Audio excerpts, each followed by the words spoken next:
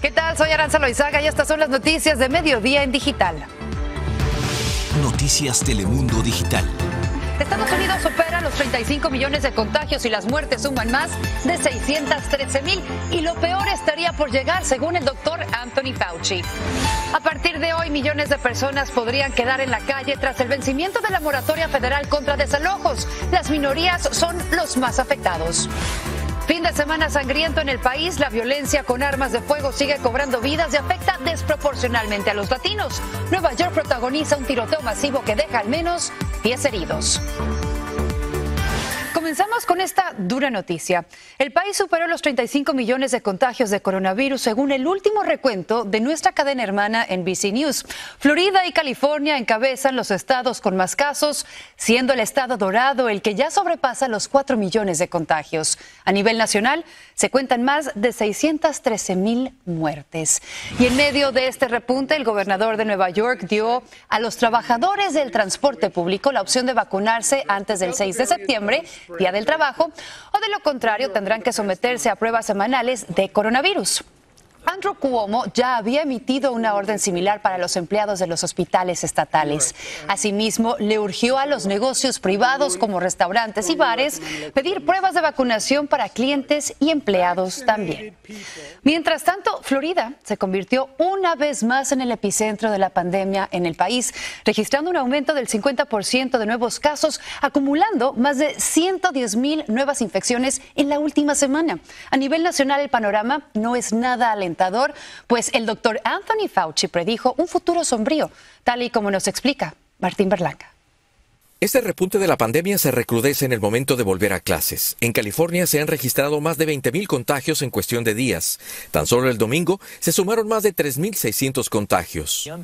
Y si las cosas están mal, el doctor Anthony Fauci advirtió que se podrían poner peor si tantas personas se siguen negando a vacunar, aunque no cree que volverán los confinamientos. Desde el 4 de julio hemos visto cómo ha aumentado los casos y hemos visto documentado cómo una persona antes que tenía algún otro tipo de variantes podía contaminar o infectar 2 a 3 personas y hoy en día con la variante Delta podemos infectar a 6 a 7 personas. Entonces esto ha sido una cosa que ha cambiado mucho. And I just want to say in Florida, there will be no lockdowns. En la Florida, el gobernador se rehúsa al uso obligatorio de mascarillas y a las vacunas como un requisito también obligatorio, mientras que su estado se reporta el aumento en los contagios diarios más grande desde que comenzó la pandemia.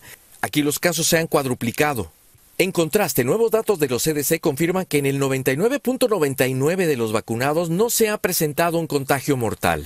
No toda la gente está vacunada. Y entonces uno también se arriesga a subirse en el tren porque tú no sabes quién sí está vacunado y quién no. El aumento de casos a nivel nacional supera ya el 64% en comparación con la semana pasada. Y lo que estamos viendo ahorita que el variante Delta es del 50 a 60% más contagioso que el variante Alfa, que fue el que vimos en diciembre. Hay estados como en Luisiana que por el COVID ya no hay camas disponibles en cuidados intensivos y los pacientes son menores de 60 años. En este momento tenemos cosas que nos pueden defender. No es el 2020. Realmente tenemos tecnología y muy importante, 3 vacunas que el resto del mundo prácticamente no tiene ni siquiera una vacuna. Nosotros tenemos 3. Pues ya lo tiene usted, la vacunación sigue siendo la mejor herramienta para evitar contagiarnos de COVID-19. Martín, muchas gracias por esta información. Y en más noticias, a partir de hoy millones de personas podrían quedarse sin hogar debido a que la moratoria federal de desalojos por impago de renta se venció este fin de semana. Sin embargo, dependiendo del estado en el que usted viva, hay opciones, tal y como nos explica Rubén Pereira desde Chicago. ¿Qué tal, Rubén? Te escuchamos. ¿Qué tal, Aranza? Aquí en Illinois, como todo el país, se ha vencido esta moratoria que otorgó el gobierno federal para evitar que inquilinos sean desalojados por no poder pagar la renta debido a los estragos económicos de la pandemia. Se estima que hasta 6 millones de inquilinos en todo el país podrían ser desalojados. Veamos estas imágenes donde se ve a la congresista Cori Bush durmiendo en el Capitolio para protestar que sus colegas legisladores se hayan ido de vacaciones, mientras miles de familias que no pueden pagar la renta pues podrían ser desalojadas. De hecho, ella ha sido desalojada 3 veces. La Casa Blanca ha dicho que aún hay como $20,000 millones en asistencia para la renta que los estados pues no están utilizando. Vamos a hablar rápidamente con Eleazar Vázquez de la organización Proyecto Resurrección aquí en Chicago, pues para que nos diga en pocas palabras qué significa este fin de esta moratoria. Pues ahora quiere decir que los propietarios de los edificios a quienes los inquilinos les deben renta, ahora pueden ir a la corte y empezar el proceso legal del desalojo. Ahora la Casa Blanca dijo que existen todavía miles de millones de dólares disponibles que les otorgaron los estados. Sin embargo, vemos que los estados pues no están dando esta ayuda, ¿no? Pues lo están dando, la estaban dando, pero el periodo de aplicar ya se venció.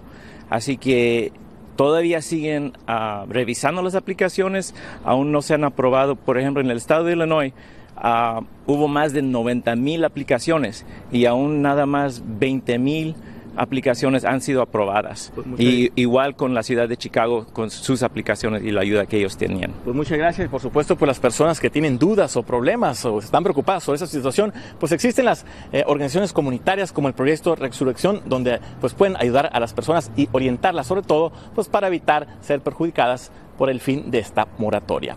Por lo pronto es todo, Aranza, regreso contigo. Rubén, muchas gracias por esta información. Ya lo tiene usted, puede acudir a estas organizaciones comunitarias en su localidad. La otra pandemia en el país, es importante abordarlo, es por las armas de fuego. Y esto ha generado fuertes estragos entre los latinos. Un estudio del Centro de Política de la Violencia asegura que unos 70,000 han muerto por causa de esta violencia con armas de fuego. Y es que el 64% de estas muertes fueron catalogadas como asesinatos. Como promedio, cada año las balas le arrebatan la vida a unos 3,300 hispanos. Y a propósito de este tema, este fue un fin de semana sangriento para la ciudad de Nueva York. Un solo tiroteo dejó más de 10 heridos durante una pelea entre pandillas rivales, mientras se siguen registrando estos asaltos violentos. Carla Mesola nos da más detalles desde Nueva York. ¿Qué tal, Carla? Te escuchamos, adelante.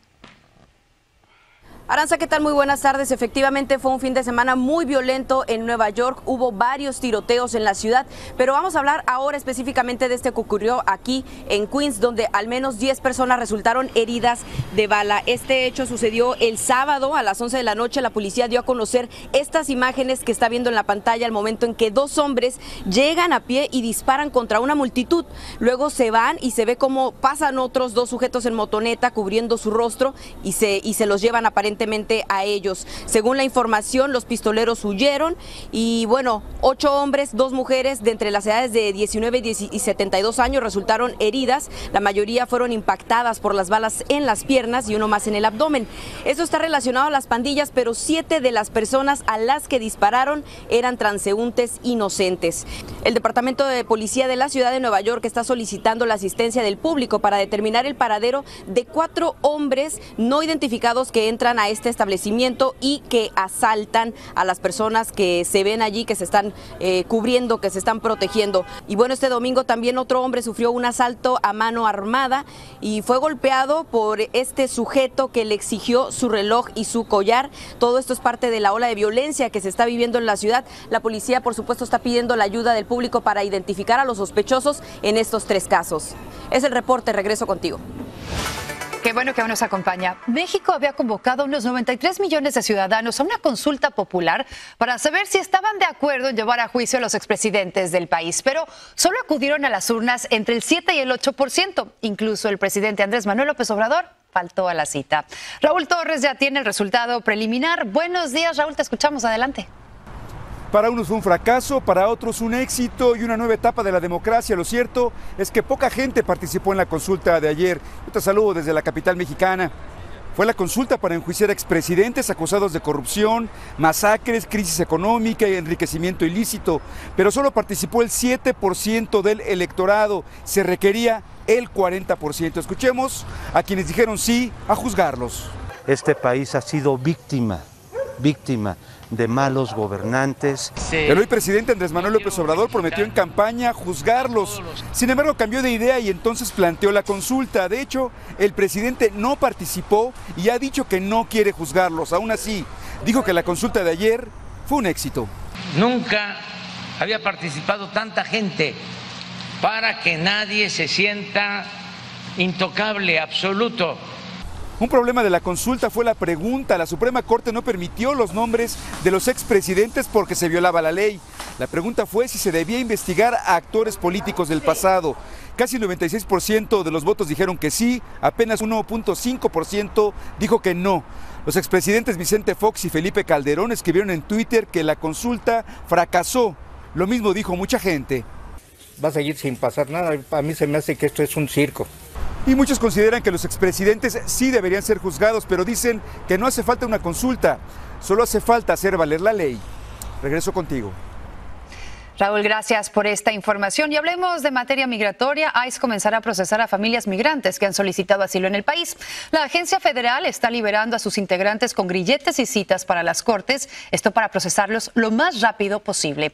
El gobierno decidió cambiar de estrategia y entregar la custodia de los núcleos familiares a ICE para aliviar el hacinamiento en los centros de detención que se han visto desbordados en las últimas semanas por esta llegada de un número creciente de migrantes. Y a propósito de ese tema, el viacrucis por el que pasan las familias migrantes hondureñas empieza el día en que, agobiados por la pobreza y también por la falta de oportunidades, dejan su tierra rumbo a Estados Unidos.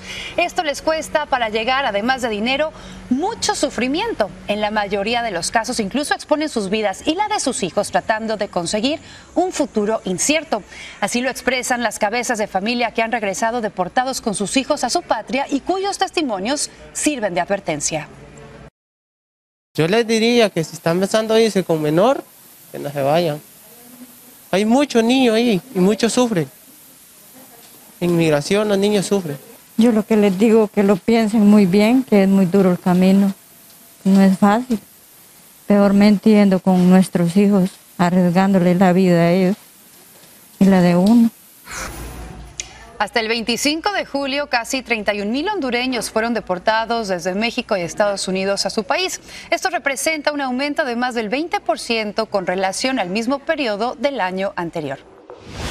Síguenos en nuestras redes sociales para más noticias y visite noticiastelemundo.com.